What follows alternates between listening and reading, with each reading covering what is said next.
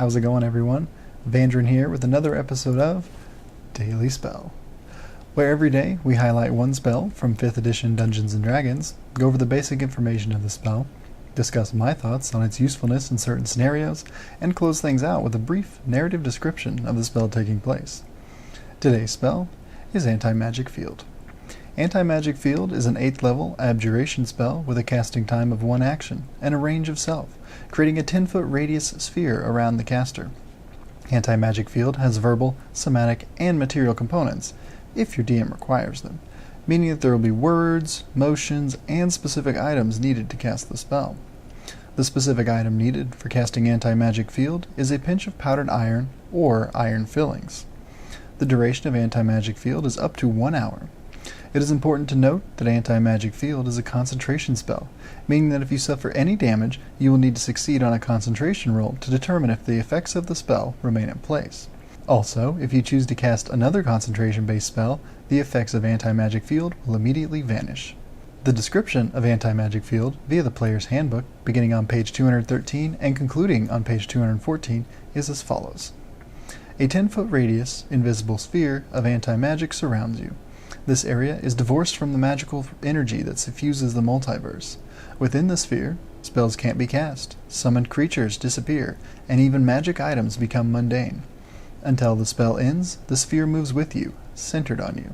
Spells and other magical effects, except those created by an artifact or deity, are suppressed in the sphere, and can't protrude into it. A slot expended to cast a suppressed spell is consumed. While an effect is suppressed, it doesn't function, but the time it spends suppressed counts against the duration. Spells and other magical effects, such as Magic Missile and Charm Person, that target a creature or an object in the sphere, have no effect on that target. The area of another spell or magical effect, such as Fireball, can't extend into the sphere. If the sphere overlaps an area of magic, the part of the area that is overlapped by the sphere is suppressed.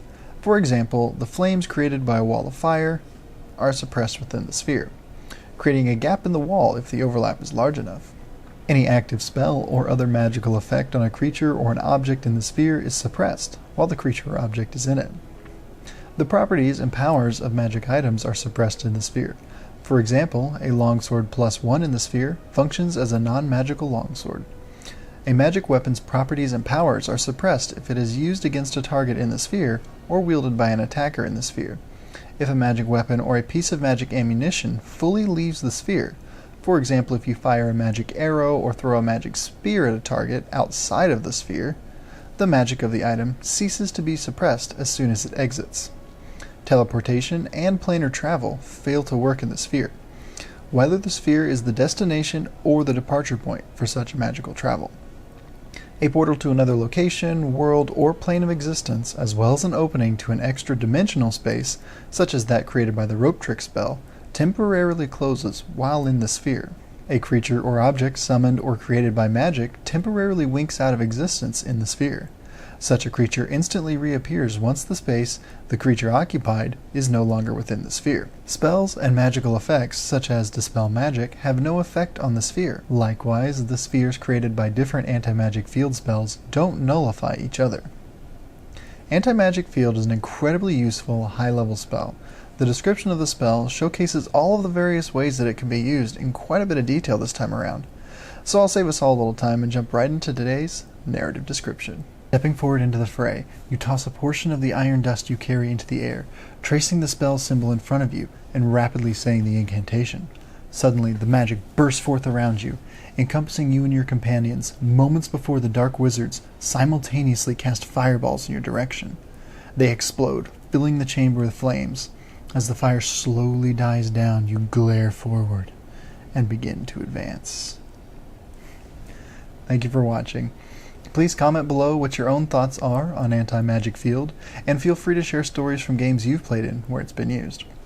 Also, don't forget to hit the thumbs up if you enjoyed this video, and be sure to subscribe so you don't miss our next episode. Come back and join me tomorrow as we discuss yet another Daily Spell.